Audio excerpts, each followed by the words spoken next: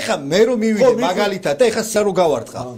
რას ვიზავე ხო წარმოგიდგენია რომ აი ჟურნალისტზე თავდასხმა, შევიწროება, გენდერული ბალანსის დარღვევა და გენდერული ნიშნით და ასე შემდეგ და ასე შემდეგ. და მოკლედ, ანუ რას ყველაფერს შერჩევით რატო უყურებთ? ანუ ერთ შემთხვევაში იძახით რომ კანონი უნდა დავიცვათ, მეორე შემთხვევაში იძახით რომ ეს არაფერი არ არის და რა თავდასხმა სილის გარტყმა. ანუ თქვენ ხვდებით საზოგადოებას და სამწუხაროდ აი თქვენ გეუბნებით TV პირველის მაყურებელს და კიდე რა ვიცი ძმანი მათნი კიდე რამდენი ხართ რომლებიც აი ესე ტყუილში ამყოფებთ ჩვენი ქვეყნის მოსახლეობას რომლებიც თქვენ გიყურებენ და თქვენ თავს აჯერებთ და შემდეგ გინდათ რომ დააჯეროთ რომ დანაშაულზე თეთრზე თქვათ რომ შავია და შავზე თქვათ რომ პირიქით თეთრია.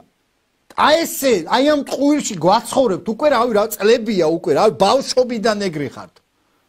იმიტომ რომ ესეც ვდილობთ რომ რაღაც ამბავი შეკეროთ თეთრი ძაფით და შემდეგ თავი ანუ თქვენივე თავი დააჯეროთ და შემდეგ საზოგადოება დააჯეროთ რომ ნამდვილად ეს მოვლენა არსებობს. აი როგორც მაგალითად ბატონ ნიკოლოზ არჩევნები როდესაც ისა რა ქვია წააგო ოპოზიციურმა ეგრეთ წოდებულმა გაერთიანებამ და გამოაცხადეს რომ ჩვენ არჩევნები მოვიგეთო.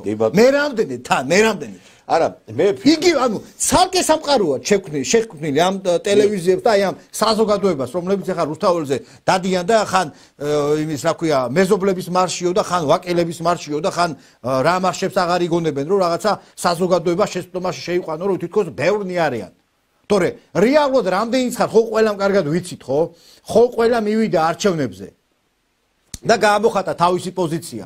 ხო და ეხა დაგვანდებეთ თავი რა და შეირგეთ ის რაც გააქვთ. წინააღმდეგ შემთხვევაში თუ კანონს დაარღვევთ, რა თქმა უნდა სახელმწიფო კანონის ფარგლებში იმოქმედებს. თორე კიდე კაი რომ ეს კანონები არსებობს და მართლაც და ამერიკული კანონები არ არსებობს, თორე თქვენ მერე გენახათ რა მოგივიდოდათ რა, აი მერე გენახათ რა.